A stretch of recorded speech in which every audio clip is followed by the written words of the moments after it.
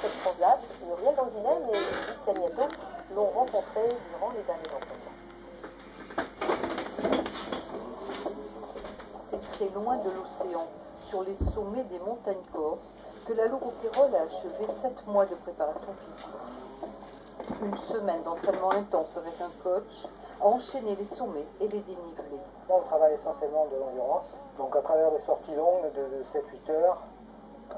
Donc on marche à un bon rythme et puis des sorties un peu plus courtes, 4-5 heures, avec un rythme un peu plus élevé.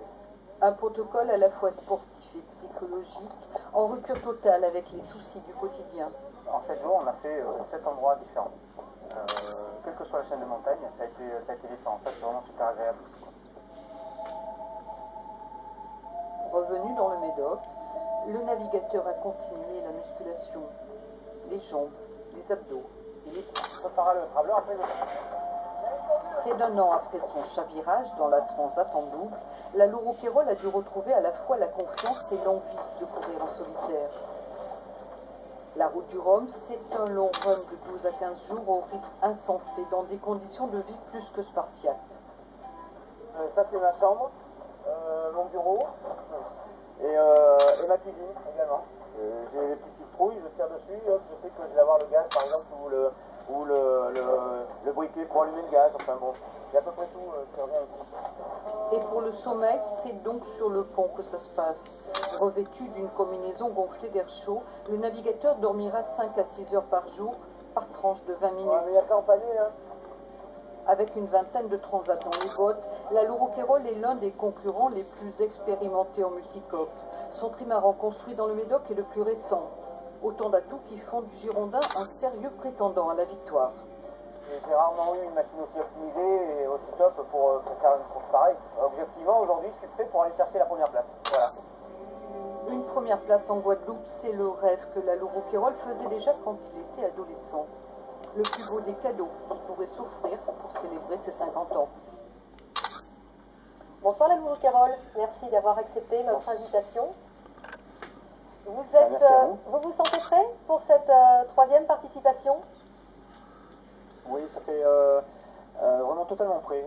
À la fois psychologiquement, à la fois techniquement, le bateau est bien, les gars sont bien.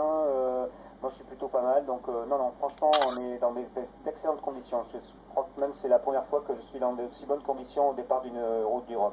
On l'a vu dans le sujet de Muriel d'Angoulême, vous vous êtes vraiment entraîné comme un sportif de très haut niveau.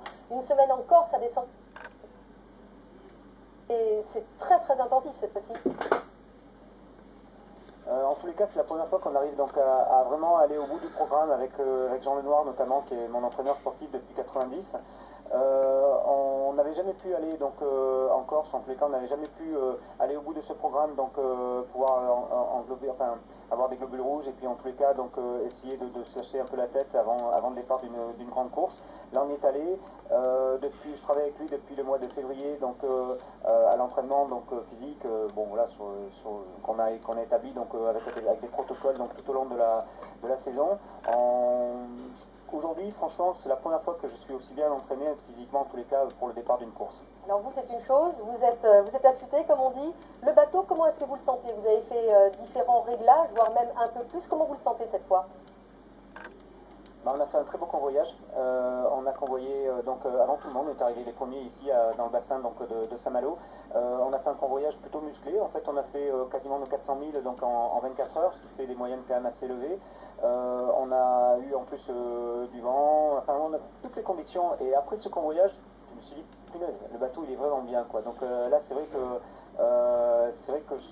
moi franchement, je suis dans d'excellentes conditions. Bon, voilà, le bateau est bien. Le bateau, on a fait ce qu'il fallait donc effectivement après le retournement pour pouvoir donc on va dire éviter donc que ça se reproduise. Bon, maintenant ça reste d'une multicoque. En tous les cas, donc on a vraiment travaillé avec l'équipe, avec toute l'équipe qui est autour de moi donc pour éviter ce problème-là. Et puis donc on a mis différents systèmes, donc un ACS, donc un système donc anti-stress. On a retravaillé sur le contrôle, donc ce qui nous avait vraiment posé problème, c'est le contrôle donc, du bateau. Donc on a changé l'ensemble des safrans. Enfin bon, franchement, là ça va plutôt pas mal. Pardon, justement vous parliez du contrôle du bateau. Ce chavirage dont vous venez de parler aussi, est-ce que c'est quelque chose qui vous stresse ou qui vous y repensez souvent? Est-ce que vous avez peur pour cette transat? J'y pense. J'y pense vraiment régulièrement. Et aujourd'hui, bon, voilà, donc je sais comment ça s'est passé. Donc en gros, je vais essayer d'éviter que ça se reproduise. En tous les cas, objectivement, j'y ai pensé. Je me rends compte donc de ce qui s'est passé. On a travaillé donc pour éviter donc que ça se reproduise. Je sais que ça peut se reproduire parce que c'est du multicoque et que de toute façon c'est inhérent à ces bateaux-là. Maintenant, c'est pas quelque chose qui va m'empêcher d'avancer et d'aller vite sur l'eau, quoi. On espère pour vous. En tout cas, on vous souhaite une excellente course et on vous souhaite bon vent aussi. Merci, l'amoureux Pérol. Je vous remercie beaucoup. Merci à vous.